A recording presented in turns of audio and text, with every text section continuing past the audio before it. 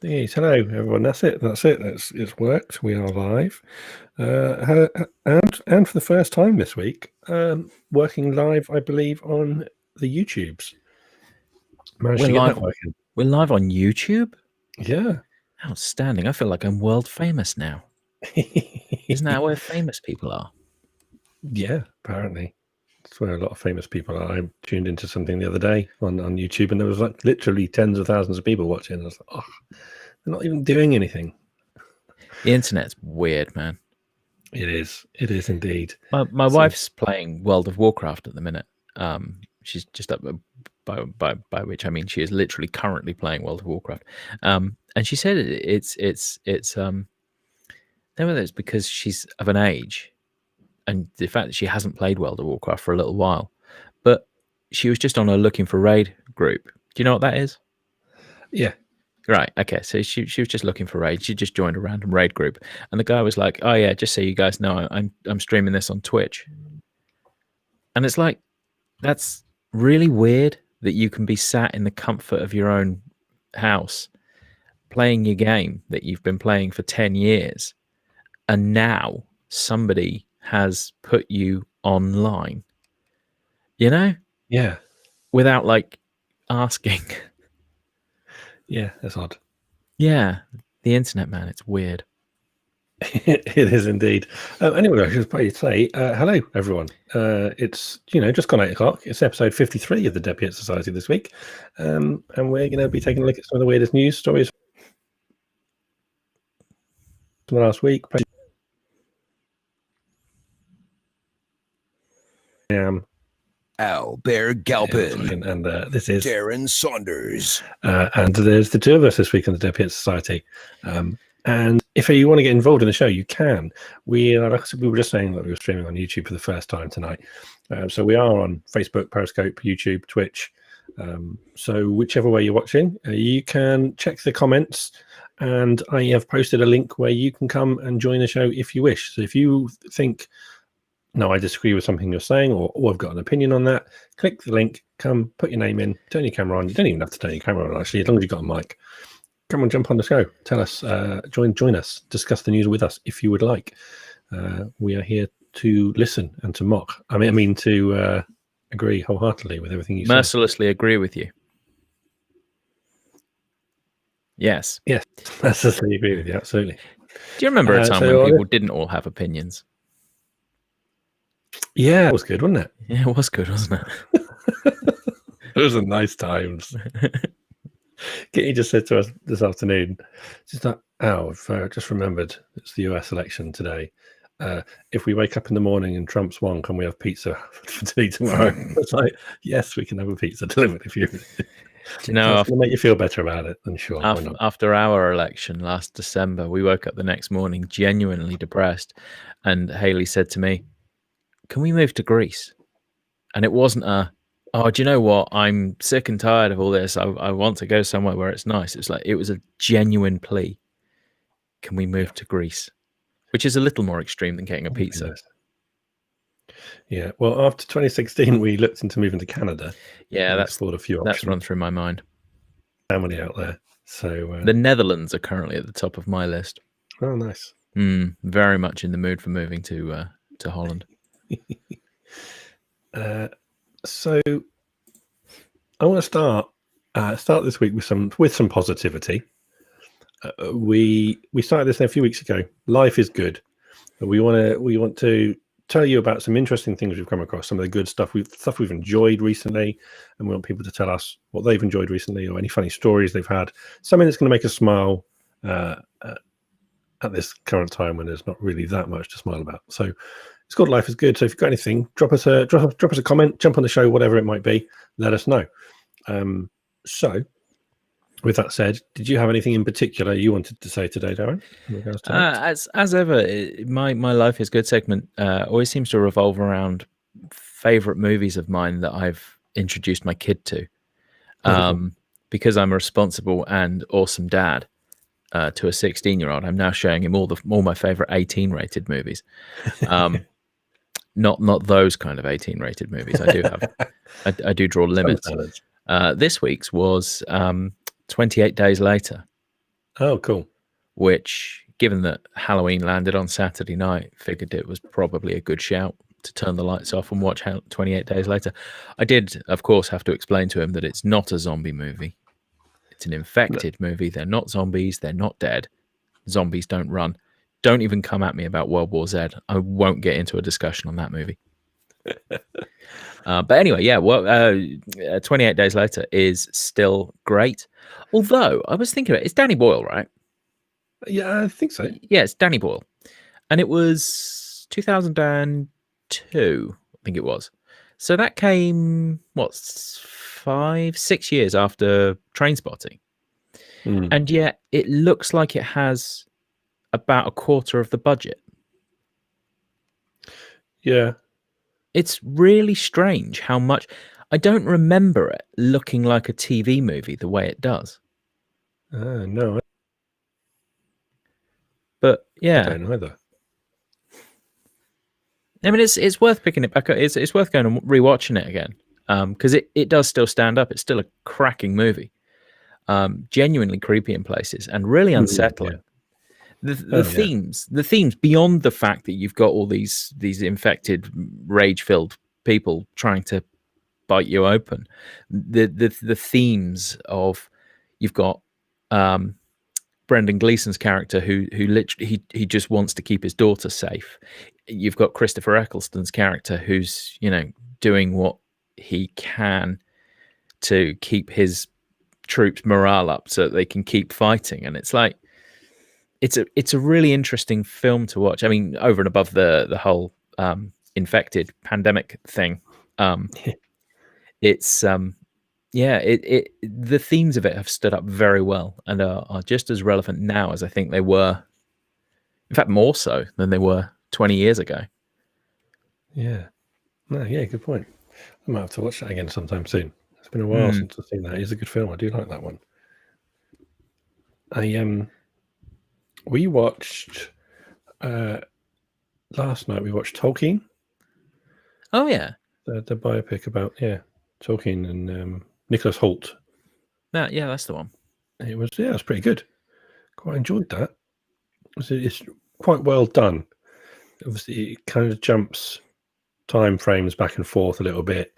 So there's bits when he's a kid, bits when he's at war, and things like that. And it keeps bunching back and forth. So it shows you him becoming friends with his group of mates at uni, or at college, and then at uni, and then flicking to war where he's trying to find one of them out during World War One. And then obviously there's lots of little nice kind of Easter eggs, I suppose, around things jotted in notepads or in sketches on walls that obviously what he ends up writing, and just the horrors of war with he's seeing things.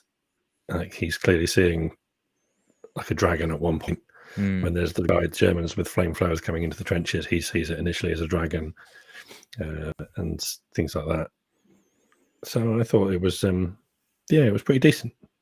I enjoyed that. Yeah, it was one of those. What is it about? It must be about a year ago that came out now.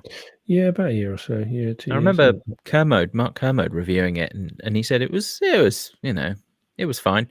And I think his lukewarm reaction to it kind of made me think, well, there's other things that I should probably watch first, and then it sort of never got round to it, But I'll add that to the list. Yeah, I think it's the same with us. It was one of those that if we saw it come up on the screen, there was always something else more exciting for us to choose. Yeah. But yeah, we thought it was Kitty's choice last night, because on Saturday night I chose What We Do in the Shadows, which I've had recorded on the box for like a year and haven't got around to watching yet. I love that film so much. It's time to watch it. So yeah, was that the movie or the TV series? Yeah, the movie. I love that film so much. I'd not seen. I'd seen like the first, I think, 2 episodes of the TV series, and it just happened to be on one day when I turned the TV on, so I sat and watched it, and I was like, I've got that film recorded on this box from when it was on, I think last Christmas or something like that. Yeah, and I haven't watched it yet. I haven't just hadn't had the time, so I was like, oh come on, now we've got to let's stop looking at the streaming boxes. We've got something recorded on the actual TV. Let's give that a try. It's such a great film. The TV show, I was cynical about it when I first heard about it because I thought, well, actually, I think the TV show is better than the movie in some ways. Mm. It's very silly, but then Yeah. so was the movie. But Yeah. that both series of that TV show are magnificent, absolutely magnificent. Yeah, so I know I want to go back and watch the rest of that, having only seen the first couple. Yeah. And then the other thing I was going to bring up, it's kind of film related because it's a book. It's a storybook that I bought for Hunter for Christmas. Mm. And I saw it on Amazon and I thought, I've got to try this. Yeah. It's the Back to the Future as a kid's storybook. Wow. And it is brilliant. I love it. Let's just give a little picture here. There you go. Doc and Marty. That's beautiful. And there's Biff and George over there. But yeah, it's really cool and it's really well done, and I really like that. I think it was like about £5, so that's going in his stocking for Christmas. Amazing. I at the same time I bought that because it was Ed's birthday last week. I bought him one as well, not Back to the Future one though. I bought him Die Hard in kiddie picture book format, except it's not meant for kids. The Die Hard one, obviously. There's people getting shot, and the very last word of it is, and it's all done in like rhyming couplets. Yeah, like it's like a Christmas story, and at one point, like when Father Christmas he calls out the reindeer, "Come Donna, come Blitzen, on Dancer, on whatever." It does the same in the Die Hard book, but with all of Hans Gruber's like gang. Come Carl, come. Lovely. I forget all the names now, but it was all very good. And then the very last word in the book is the one swear word in the book. Yeah, I'm not allowed to watch that film with my kid because he's promised his granddad that he'd watch it for the first time with him, and his and it's the granddad. It's his granddad that doesn't like me, his mother's dad. So I daren't push that button by going, do you know what, Bill? Let's just watch it, because but of course he's the granddad that insists on the fact that my kid is still like 12, so he won't be watching 18 rated movies with him anytime soon. No, yeah, I get that. Every now and again my brother messaged me and says, "Is such and such okay for the boys?" He's got two boys who are 14. They're 14 now. So is it suitable for them? I'm like, no. It's like, because he started to let them watch a few things that are older rated, because sometimes it's okay, some of them aren't actually that bad, and it depends on the kid. I think if they're smart enough, they don't. There is a really difficult age. It's kind of I think like 13 to 15 or 12 to 15 is a really difficult age, because they are smart. The kids are really smart at that age. They know, they can tell movies from reality. It's not like, but at the same time, things like Train Spotting, I use that as a really good example. That's an 18, right?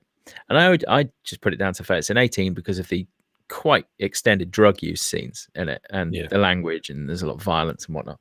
And I watched it when I was about 17 when it first came out on video, and I was like, I don't really get it. So okay, fine, it's a big movie, but I don't really get it. It wasn't until I watched it back like 6-7 years later, when I was older, it clicked. I'm like, right, I get that movie now. I understand why people really love that movie. I think because I came back to it when I was a more suitable age. It wasn't an 18 just because of the drug use. It was an 18 for the themes as well. It's something that you, and so the same is true of so many movies. I think can I watch that with Billy? Yeah, maybe not. I even ummed and ahed about the Green Mile, because believe it or not, the Green Mile is an 18. Yeah. I think for the one, isn't it just for that one scene? Quite possibly Dell's execution. Yeah. It's pretty hefty. But for the rest of the movie, it's 12 at best, really. Mm. But yeah, It's strange, isn't it? There's like there's a they seem to have a very fine line, and I've been quite surprised by some of the language in 12-year-old, 12 rated films or 12A films sometimes. Yeah. How are they allowed to say that in a 12?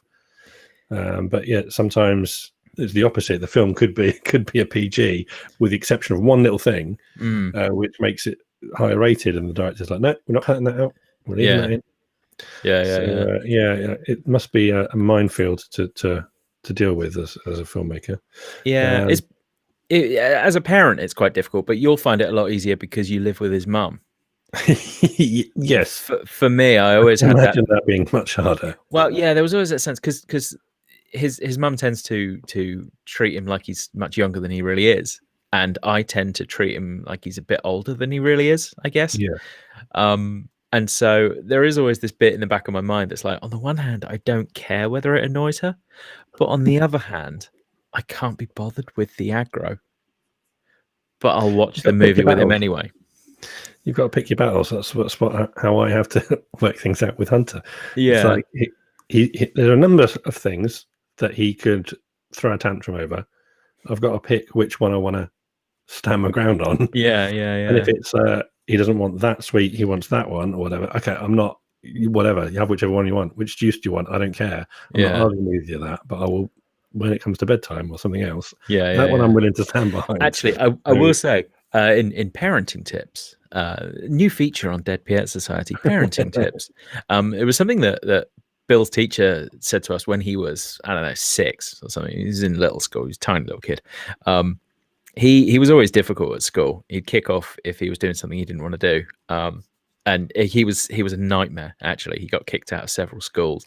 He's doing fine now. He's studying law at college, and it's it's all, well, as good as it can be, given the current situation. But the teacher said to us, the thing with Billy is he likes to think he's in control, or he's happiest when he thinks he's in control. So tell him that there's 2 things that need to be done and let him pick which one it is, because you're deciding which of those 2 things need to be done. So one way or the other, he's going to do something you want him to do. Yeah. It's just up to him which one it is. Go and read a book or do some maths work, which is why he's numerically illiterate these days. Yeah, I think Kitty does that technique with Hunter when he's playing up sometimes. It's like, do this or this. No other option. Not what do you want to do. You're going to do this or this. Yeah. Works a treat. I don't have, my problem is patience. I'm not as patient as she is.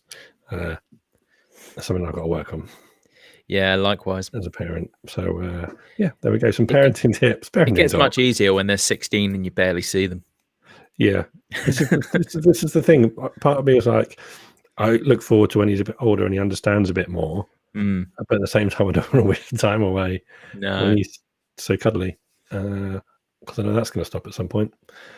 Yeah, when they're 16. Yeah, absolutely. And then the one final thing I wanted to mention in Life is Good is partly a bit of a plug, but also because it's just enjoyable, is The Bear. Yeah, yes. Our radio station, thebear.live is the website for anyone interested. It goes live in 2 weeks, yesterday, the 16th of November. And I am currently working on the launch day lineup. There will be stuff, I'm hoping, from noon onwards until midnight. Live from, I'm going to do a live show at 8, like the official kind of launch show. Going to do that, talk about all the stuff that's going to be on the station. But prior to that, I'm going to try and get older episodes of a lot of the pre-recorded stuff that we're going to have, of what's going to come. So it's basically a group of podcasters and amateur radio enthusiasts and things like that coming together to do little radio shows and to create a radio station. And both Darren and I will be on it. I'll have you know that I'm a very professional radio professional. Obviously, I just have never been paid for it. Yeah. In that sense, in the quality sense, professional. The grand total of my earnings from radio is £9 from coffee.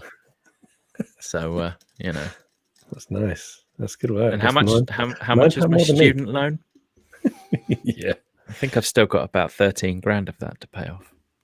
Yeah. Well, that's Fund no it more through than me. I mean, Patreon. I did get an interview at a radio station. That's as close as I got. Closest I got was an interview at the company in St. Paul's that does all the travel news for independent radio stations. Nice. But I turned it down in favour of another job, which paid a lot more money and was a bit closer to home.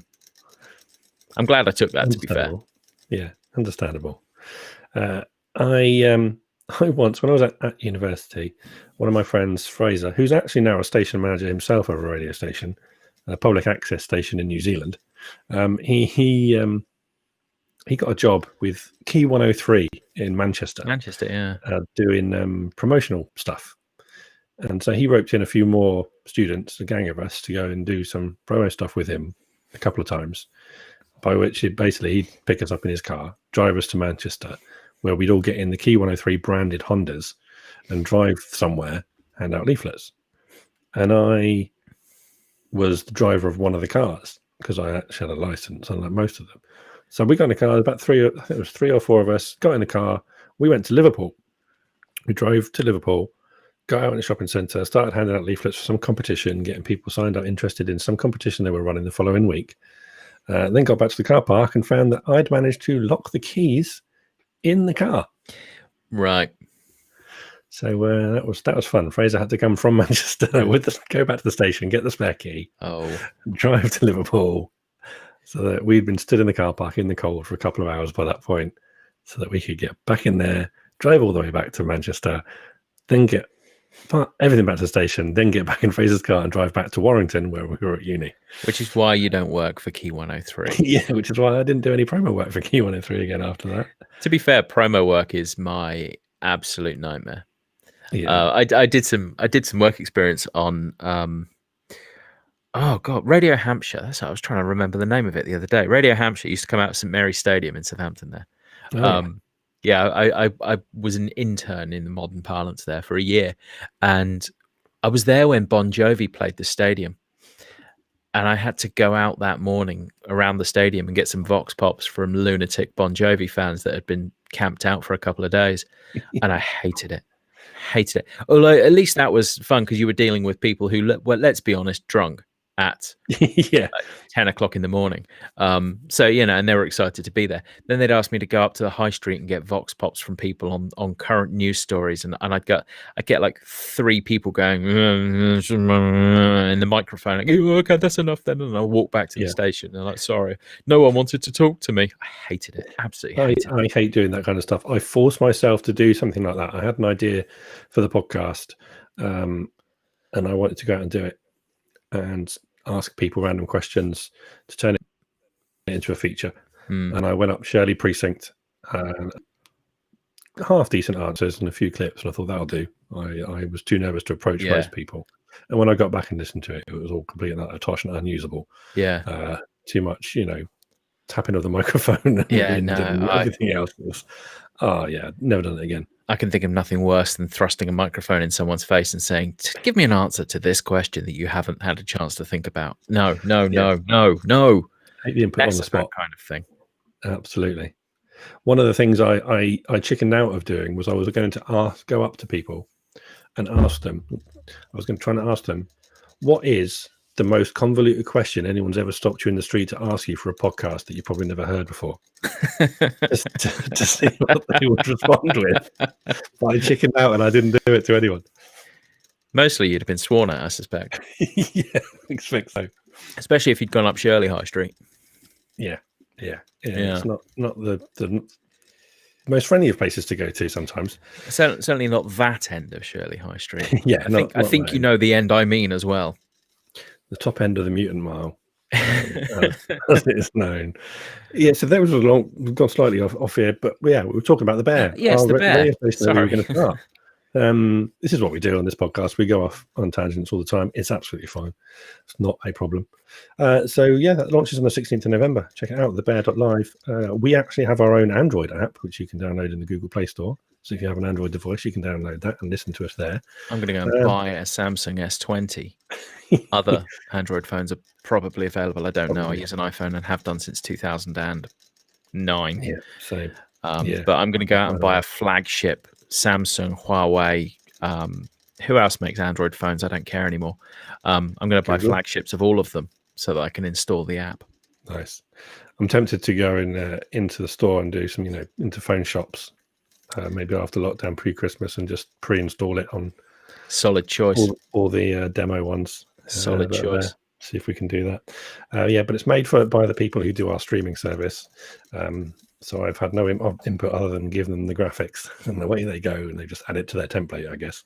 Nice. But if you don't have, the reason we don't have our own iOS app is to do so, you need an Apple developer account, which costs £79 a year to maintain. So we've got enough costs as it is. So yeah, scratching that one out. But I found an alternative. So we're also on Get Me Radio, which seems to be something that's launched this year. And they have apps on pretty much everything. So they've got an iOS app, they've got an Android TV app, a Fire TV app, they've got apps on Alexa and Google Home, on Roku, on Huawei, on Samsung, on everything. And you can find us on there. So whatever device you have, there's a way to listen. We'll probably be on TuneIn as well, but TuneIn is terrible. TuneIn have not accepted new radio stations for the last 2 years. Really? Yeah, that's what I found out when I tried to do it. Because they're terrible. Because they're terrible, yes. The SuperPod stream is still up there. It's been there since 2017. Obviously, nothing on it because it's a temporary event. And the Dead Piett Society archive is on TuneIn because we uploaded that many moons ago, that feed. But we cannot add a new one. Why is that then? Why aren't they taking new submissions? I don't know. So I've emailed them and say, can we please get... Because obviously any new proper commercial station gets added to TuneIn because but they're not taking new submissions. But I've emailed them and said, look, come on, put us on. Yeah. There's no harm. No, they won't accept it now because I've badmouthed them. But the reason I'm happy to badmouth TuneIn because at some point in the last couple of years, they pivoted from being a really nice little radio app to a social media app that happens to play radio. So when you first open the app, you've got to battle through all the recommendations crap, and you've got to sign in to be able to listen to 6 music. Yeah, this is the problem with most apps. Someone has an idea for an app, which is a really good idea for an app. They create the app, and then someone's like, "Well, we need to make money from this now. How do we do this? We need more users. Oh, how do we get more users? Oh, well, we do this, and this. Yeah, and they eventually all apps will just be the same. Nationalize the apps. Communist apps. Yes, the commie apps. Yes, that's what we need. Trademark pending. Commie apps on the bear. There's a new radio show coming there. I can see it. So yeah, that's that. If you're interested, check it out. Thebear.live. I'm sure we'll mention it more as the weeks go on. I won't shut up about it on Twitter. We'll tell it. Normally at the end of every show, we talk about what we're doing elsewhere, and I'm sure we will then spend lots of time talking about what we're going to do on our respective shows that week. Yeah, mostly what I'm doing outside this is working and editing audio up for stuff on the bear. It's constant stream of audio. It's a good job. I love it. Absolutely, same. It's just not enough time. I'm going to have to do more after we finish tonight as well to try and get it all done in time. So we'll come on to the weird week that was, which is where we talk about the weirdest news from the past 7 days. We start each week with 5 headlines. I'll read them out, and we're going to get rid of one that we don't like the sound of, and then we'll go through the other 4 and declare one of them the story of the week. If anyone's got any comments as we go along about the show, the stories, got any opinions about it, do let us know, or use the link in the comments to come and join and talk about it with us. So our headlines this week are: what a fluke, Dutch whale-tailed sculpture catches metro train. My ex dropped off the wrong baby, now I want to change our custody agreement. AI camera mistakes referee's bald head for ball, follows it through the match. Expensive Edinburgh doctor claims vaccine causes autism and chicken nuggets can help cure it. And finally, Twitch suspends Dragon Force guitarist Herman Lee for playing his own music. So they are our headlines this week. What do you think? Is there any in there that you don't like? I'm not interested in the vaccines cause autism one, regardless of how quirky it may be, because that irritates me. That is fair enough. And actually, did you know it's the other way around? autism causes vaccine. Well, the nuggets cause autism causes vaccines. I was going to say autism causing nuggets. And, well, I mean, there's probably some autistic people working for McDonald's, but Yeah. Speaking of which, you see Burger King where we're telling people to go buy a yeah, I'm McDonald's going this to not take their advice. week. Yeah, I'm not same. buying either Burger King or McDonald's. Sorry, Burger King, that's No. not worked on us. And if we do want to support businesses, I think I'm probably going to go more local, small, Yes. independent. Do you know what? rather On than that subject, and chain. again, this is a tangent, and I don't know whether I've complained about this on here before. I probably have because I complain about it a lot. Up Portswood, there's a burger joint, pretty much opposite Marks and Spencer. Not Marks and Spencer, Waitrose. Yeah, there's this burger joint there. I can't remember what it's called, so no free advertising here. Every single time I cycle past there, I notice that at the bus stop just outside, or on the advertising board directly on the side of the building that the burger joint is in, there is an advert for McDonald's. And every single time I see that advert for McDonald's, it pisses me off. I have not noticed that. Yeah, And every single time. I make a point of looking for it now, and there's always a McDonald's advert within 20 meters of this burger joint. I'm gonna have to look out for that next time we Yeah. go. I've been twice in the last week and a bit to that place. Yeah. Seven Bone. That's the one. Yeah. Seven Bone. Interestingly, was me and Kitty were on TV because of Seven Bone. Yeah. Because it was featured in BBC documentary The Restaurateur, where the guys who opened it got help from this restaurateur and BBC and everything. It was made, one of these reality shows. And we went along on opening day. We didn't realize at the time that it was opening day. And we didn't realize there was a film crew there until we got there and had to sign a waiver before they let us in. And then sure enough, there's about half a second of me going, stuffing food into my gob on national Caught your TV. best side. Yeah. We'd been looking for this burger guy for a year or so prior to that. We were in town one day and there was a food stall. It was a food store day. And there's a guy there doing burgers. And we had one of his burgers. And it was really nice. Like one of the best ones I've had in forever. And every time we went back into town after that, it was never there. I was like, what? Who was that guy who was selling those awesome burgers? Where has he gone? Phantom of the burger joint is here. And then it turned out it was the guy who started Seven Bone. It was him. He was doing a test to see if people liked his burgers. And they did. And they did. And he ended up starting this restaurant.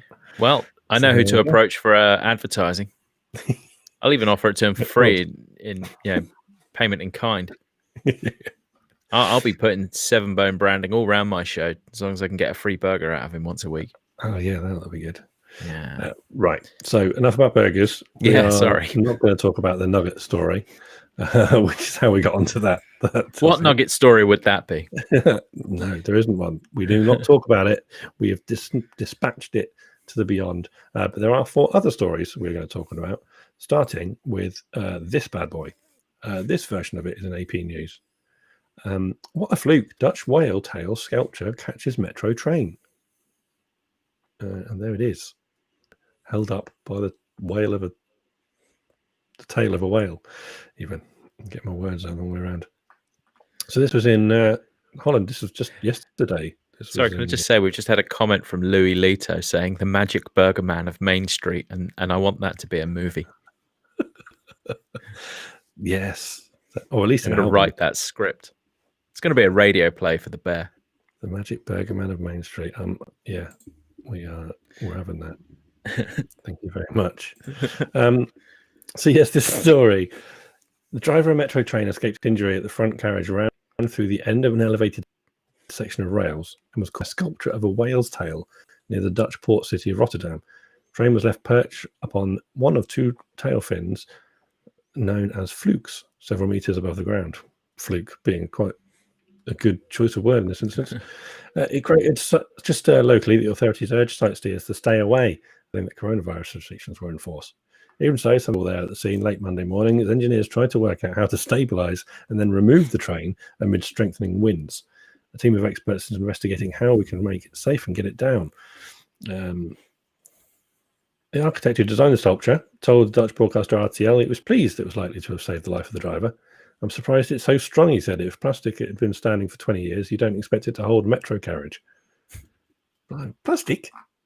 And that's basically the end of it. But yeah, there we go. That is the train on a whale.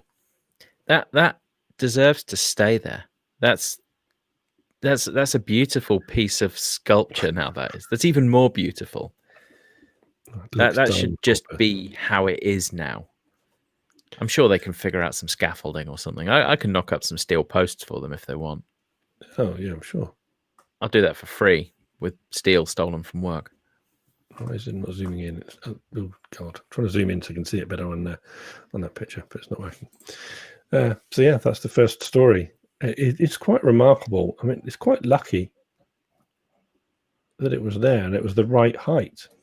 Because I suppose if it was any higher or lower, it wouldn't have perched there. If it was higher, it would have just hit it, and the guy in the driver's seat would have probably been squished. If it was any lower, it would have fallen down onto it and it would have kept going, I would have thought.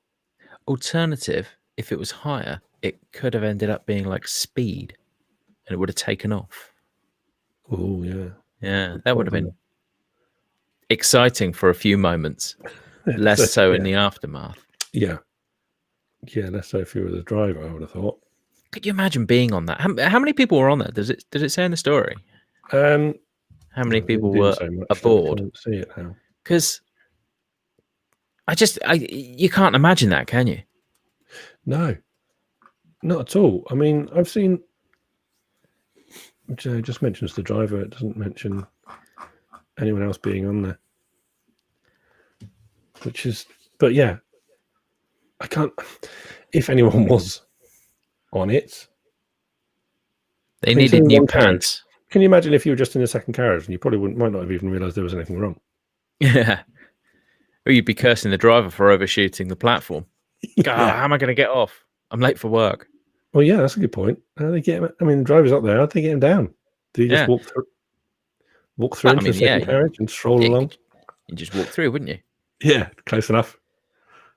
Just goes to show how important my work is, because I maintain trains as a job, and you kind of forget how much abuse those things take. And it's like, actually, they are really strong. Yeah. And maybe I should up my welding game and be better. No. Once they pay me to be better, I will. So that is story number one, the train on the whale of a tail. Now let's just get this one lined up for us, because story number two, we've already talked some parenting already on this episode, and now we've got this. My ex dropped off the wrong baby. Now I want to change our custody agreement. And this is a post from Reddit. It says, a mum was left fuming after her ex dropped off the wrong baby. A woman had been in the middle of a work call when her former partner dropped off a 17-month-old son at her house. It was only when the baby started crying 10 minutes later that the mum made a shocking discovery. It wasn't her baby. She said, I immediately noticed this was not my son, because my son has blue eyes and this baby had green eyes. Taking off the baby's hat also showed dark blonde hair, and my son's got light brown hair. I immediately called Sean in full panic mode, telling him to bring me the correct child right this second. She explained that her ex, Sean, also had another son with a woman she called Lydia. I like the fact that it says she called Lydia. It's not her actual name, but she called her Lydia. Who's only 6 weeks younger than her child. I'm guessing they mean the son's 6, not Lydia. So he'd accidentally confused the two as they lay sleeping in their car chairs after a day trip out. It goes on to say, for the first year of the baby's lives, their respective mums had full custody. Then Sean got 50-50 custody. Mum added, this means Sean has both boys at the same time. He pushed for this. He wanted it to work 1 week on, 1 week off from looking after the kids. He also requested this so his sons could bond, but his primary motive was getting time off. Having 2 babies is not time off. No. I've got to point that out straight away. Having 1 is certainly not time off, so 2, not a chance. He said this arrangement has only been in place for about 5 months when the mistake was made. When she called Sean telling him to return the baby to her, he was only 10 minutes away en route to Lydia's. Jesus effing Christ, it was the worst 10 minutes of my life, but Sean came back smiling, carrying my son, and says in the most condescending tone of voice, see, he's fine. No, I'm done. It's true. Oh, yeah, it was fine. Basically, she's plead the change of custody that she wants to make is that so that the boys, he doesn't have both of them at the same time. So that he's like, he clearly can't tell them apart. He shouldn't have both of them at the same time. That's her view. You see, the thing is, at that age, there's basically no difference. So, what difference does it make? It's fine. Yeah. She still ended up with a baby at the end of the day. I like the fact Lewis said he should get them tattooed. That's probably slightly more poor parenting than giving the wrong one. Well, I don't know. We've got two rats here that are basically identical, and I've thought about doing something similar to them, just so I can tell them apart. It's not the same, is it? Rats, babies. Put a little coat on one of them. It'll be fine. I think as well, if he'd been out with both the kids, and if both kids have got the same car seat, or similar carriers or whatever, and they were asleep and with hats on, I can, eyes closed, hat on, two babies probably do look and they're both his kid. So I expect they probably do look fairly similar. I can kind of understand. I can fully understand. Also, if you've just had two 17-month-olds for a weekend, you're too tired to give a shit which one's which. Yeah. Yeah. So, and I'm guessing that he's the ex because he had two kids with two different women at the same time. That does seem likely, doesn't it? It does, just 6 weeks apart. I'd say though, does it specify which subreddit that story was to be found on? I'm guessing it was Our Relationships. Possibly. Which is a sidebar should be called. Arsehole? Yeah, as a sidebar that should be called Our Relationships, but that's a different matter. But yeah, I'm of the firm belief that 99% of what gets put on that subreddit is fiction. Yeah. So I find it hard to believe a lot of the posts I see that get shared from Reddit. Yeah. And that dad, Albert Einstein. What we should do is we should try and write a story ourselves to then post on Reddit to see. It wouldn't work. It'd be far too sexy. It'd be far too sexy. Everybody would see right through it. And then maybe one week will be us. That's a good shout. Once. That's a good shout, yeah. But we throw it out, obviously. It would be the thrown out story. Oh yeah, probably. We're too self-important to talk about ourselves. We'd never do that. I think we actually, when we did it before, it was story of the week. But that's another matter. So next story is one that every time I see this in a headline, I think it's my name. AI camera. I always think it says Al. It depends. In this font, it actually clearly says AI, but in certain fonts, it looks like Al. So I see people on Twitter saying AI is going to kill us all, and I just keep replying, going, "No, I'm not. No, I'm not." Only some of you. This is, considering this is from a Scottish football match, this is from the Indian Express. Watch, AI camera mistakes referee's bald head for ball, follows it through the match. And there's a little screenshot. There is the referee's bald head, his baldy head. This is a bizarre incident in a soccer game in Scotland. An artificial intelligence camera continuously tracked a bald referee, mistaking it for the ball. The video of the hilarious gaffe is now going viral, leaving netizens amused online. Netizens, there's a word I've not heard in a long time. Yeah. Used anymore. The unprecedented event, which occurred during a match between Inverness Caledonian Thistle and Ayr United, hosted in Inverness in the distant Scottish Highlands at the Caledonian Stadium, has got everyone talking online about how technology intercepted the match in the wrong way. The commentator had to repeatedly apologise as the camera kept on mistaking the ball for a linesman's head. Owing to the COVID-19 pandemic, Inverness Club had announced its decision to refrain from using human camera operators and instead rely on an automated camera system to follow the action. However, the AI camera couldn't differentiate between the ball and the ball head of the linesman, with the referee's head glistening in the glorious Scottish sun in the late afternoon. As centre forward, Nikola Todorov scored the team's first goal, Thick Accent reported, camera kept on mistaking the ball for the bald head on the sidelines, denying viewers of the real action while focusing on the linesman instead. And said the club has proudly announced earlier that the new Pixelot system uses cameras with built-in AI ball tracking technology and will be used to capture HD footage at all home matches at Caledonian Stadium, which will be broadcast directly to season ticket holders' homes. And as things didn't go to plan. And obviously, lots of people taking the mick about it on social medias. Glorious HD footage of a man's head. Yeah, absolutely. Can you imagine? I know the people have basically paid to get footage, you know, to be able to watch these games, and the last thing you want to see is just a close-up of the linesman. And it depends how uninteresting the game was. Well, if you're missing goals. Well, from my perspective, I think it would have made it significantly more entertaining. Oh, I bet there are lots of people entertaining at all. Creasing up, but I expect there were a lot of very loud, unhappy football fans. Very angry Scottish people. Yeah. Yeah. We won't go into any stereotypical. Well, I work with a very angry Scottish man, so, you know, I have first-hand experience. I think everyone does. Oh, does every company get given one? I think so. I think government issue. I don't know if we've got one in our current. Nationalised angry Scottish people. Yeah. Communist Scots. Sorry. I've worked with a fair share of them over the years. That's for sure. So yeah, okay. It's relatively straightforward, simple little story, that one, but it's funny nonetheless. Yeah, it's funny now, but when it's Skynet, us bald men will be first for the chop when Skynet goes live. Oh dear, yeah, that's something to think about. Oh, I like it. Well done. Thank you. That's why we let you on it. That and the fact that it's your show.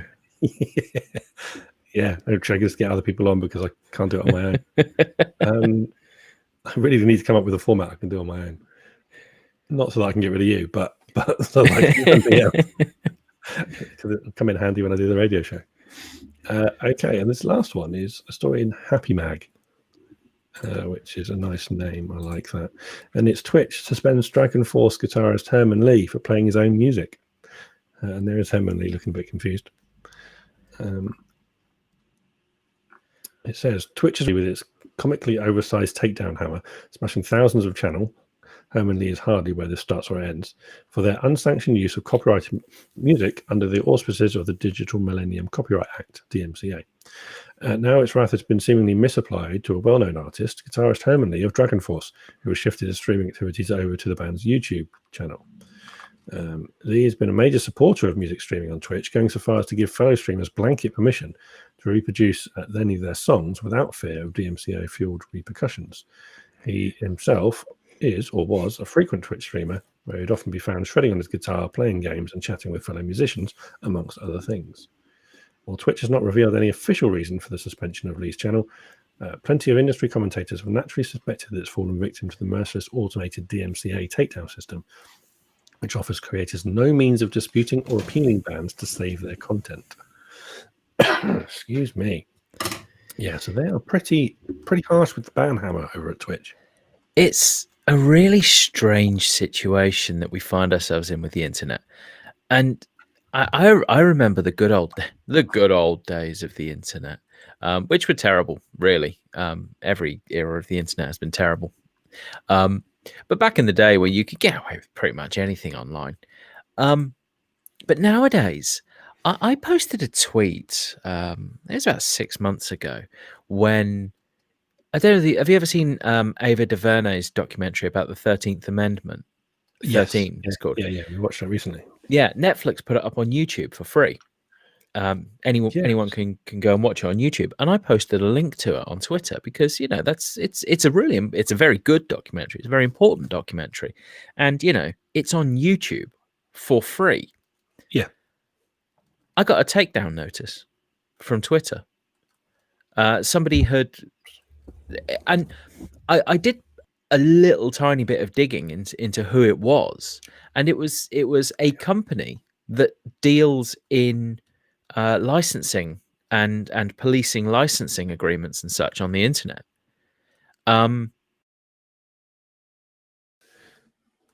Take it down.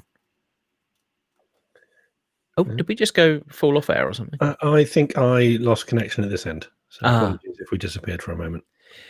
Yeah. So my tweet was I had to delete my tweet before I could unlock my account because I posted a link to a film free that is. content. Yeah, and it wasn't like it was uploaded by some random person from Bogota. It was uploaded by Netflix, Yeah. the company who owned the rights to the thing. And it's like, what? It's very odd. There are places. I mean, obviously, having gone through setting things up for the Bear and getting music licenses for us on that, I've learned a fair bit about, what you can and can't play online. So if I was to play something on here, I'd probably get banned because this is going out on Twitch now as well. So there are so many different websites do it in different ways. Twitch don't allow anything, basically. Any music, they'll kick you off. There are other websites, like I think Mixcloud, pay for you to host music on there. If you upload a radio show with music on to Mixcloud, that's perfectly fine because Mixcloud pay for a license themselves. Yeah. Whereas Twitch won't do that. They'll make you do it yourself. And I think Facebook and Twitter don't either. They don't pay for But it. how do you prove to Twitch? Let's say, for example, I do a Twitch stream and I'm playing some, I don't know, Bob Dylan tracks, right? And I have got permission from Bob Dylan's people to be able to play that music. Yeah. And Twitch go, nope, we're going to ban your account because you're playing licensed music. Well, how do you prove to them that you're playing music that you have permission to play? This is where the problem is because there is no appeals process. No. They shut your account down. They take away your content. And there's no fight to get it back. In this instance, the story goes on. It's been updated to say that he's been reinstated on Twitch. But this is probably because there was a lot of stink made online about it because he's well known. He's got a lot of fans on other social medias and everything else like that who are making comments about it, and they've reinstated him. If you or I did that, tough. Yeah, tough. Yeah. And this is a part of the problem with the old copyright laws and modern technologies. They do not mix. There's a really interesting Tom Scott video on YouTube about it. It's called something along the lines of YouTube's copyright system isn't broken. The law is. Yeah. And his videos are usually maximum 10 minutes and they're perfect for my ADHD addled brain. I learn a thing and I get enjoyment, but then I don't hang around. But this video is about 45 minutes long. And I put it off watching it for a few weeks. And I was like, do you know what? I'm going to watch it because I got. And do you know what? I was rapt by it. It's absolutely fascinating how he really goes in depth into just how broken the copyright system is because the industry that's built up around copyright in the last 20 years, the internet has broken the existing copyright industry, but it hasn't been updated to match. And it's difficult. It is difficult. It's something I think needs to change at some point because it's just going to get more and more confusing.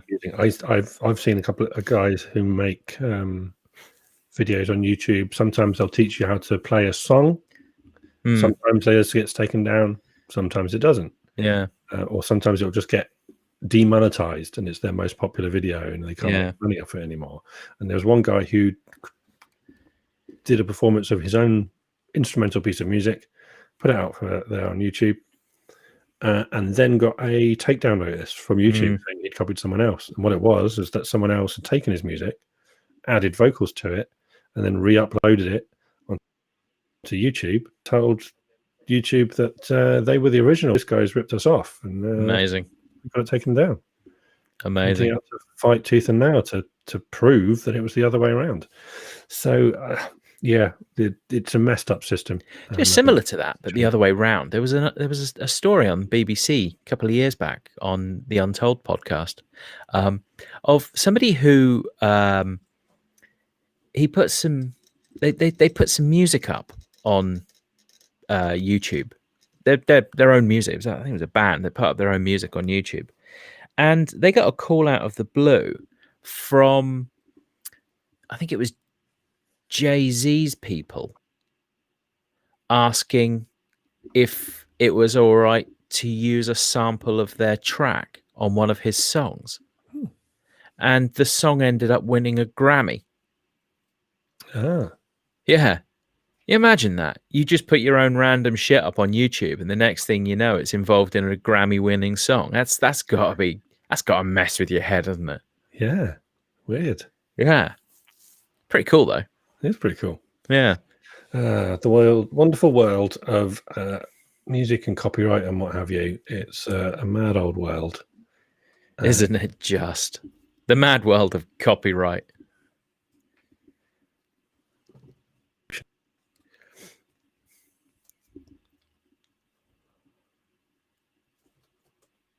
I think your end's died again.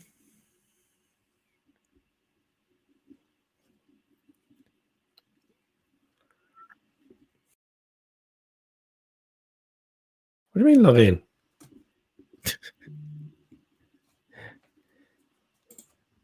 Virgin aren't doing you any favours tonight.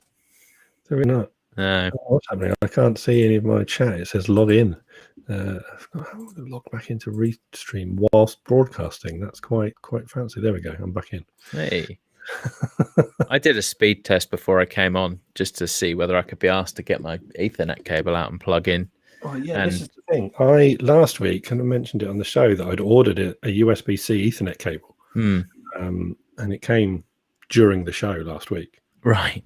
And I didn't use it today because when I did a speed check with this, it was coming out at 4 to 5 meg, and without it, it was coming out faster. So I didn't. Right.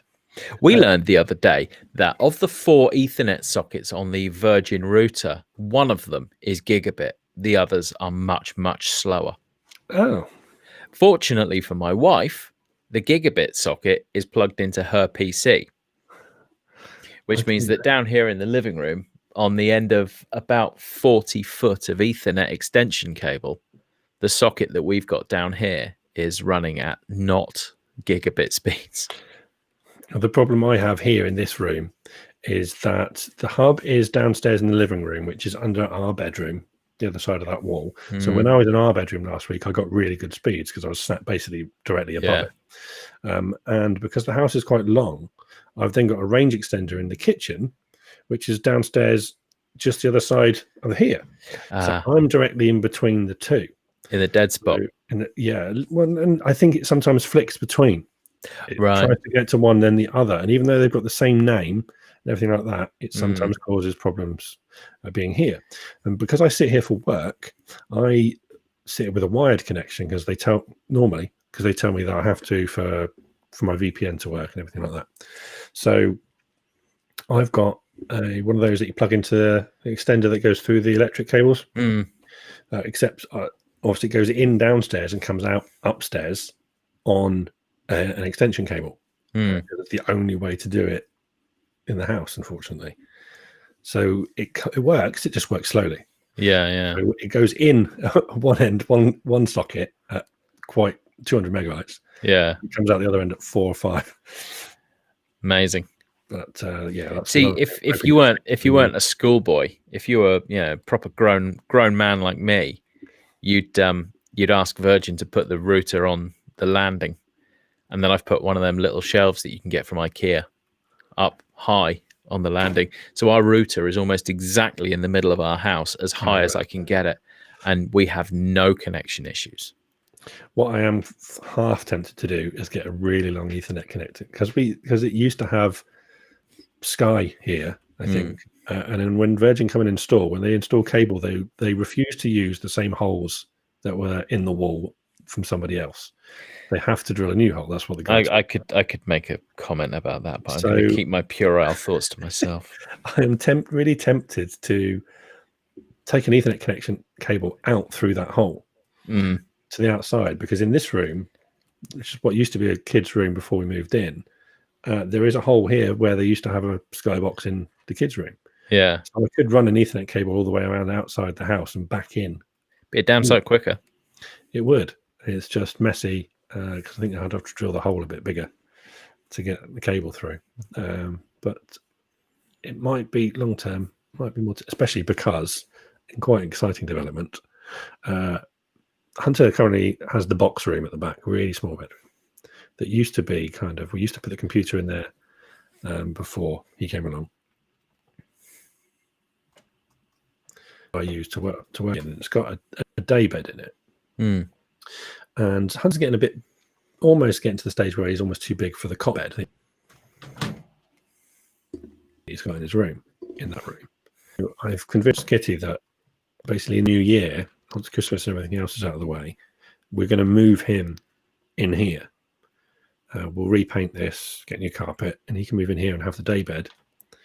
And then I will have the back bedroom. Nice.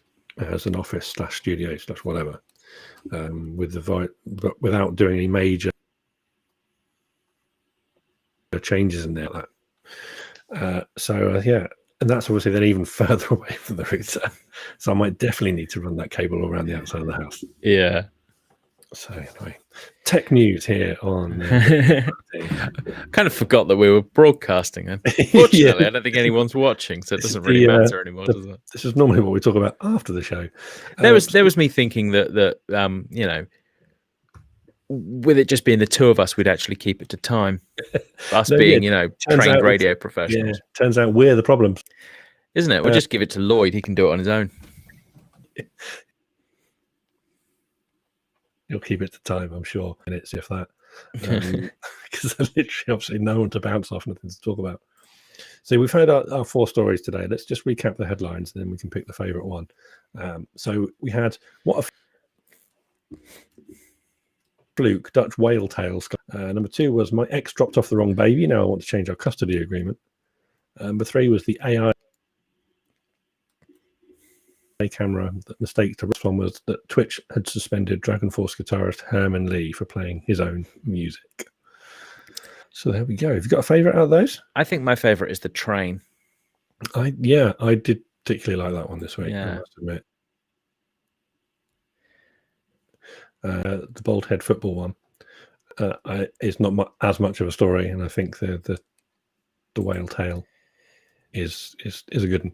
Yeah, it's a good one because no one was hurt in the event. Absolutely, that's the best way. Yeah. We don't have a proper game this week because there's obviously only the two of us, so you've got no one to play against. Just the two of us. I don't have anything to challenge you on. I'm just generally very challenging.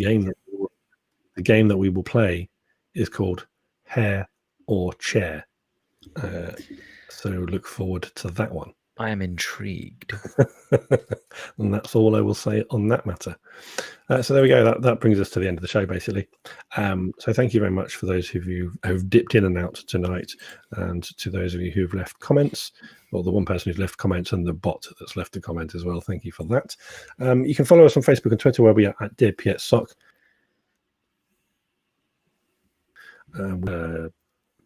Twitter, Periscope, Twitch, and YouTube next Tuesday night at the same time of 8 p.m. And don't forget, Dear Piett Society is a member of the Bear internet radio station and podcast network, and you can find more great podcasts and radio shows at thebear.live, and this radio's part of that launches on the 16th of November. And I will be doing a show on there as well, Darren. I can't wait. I genuinely can't wait.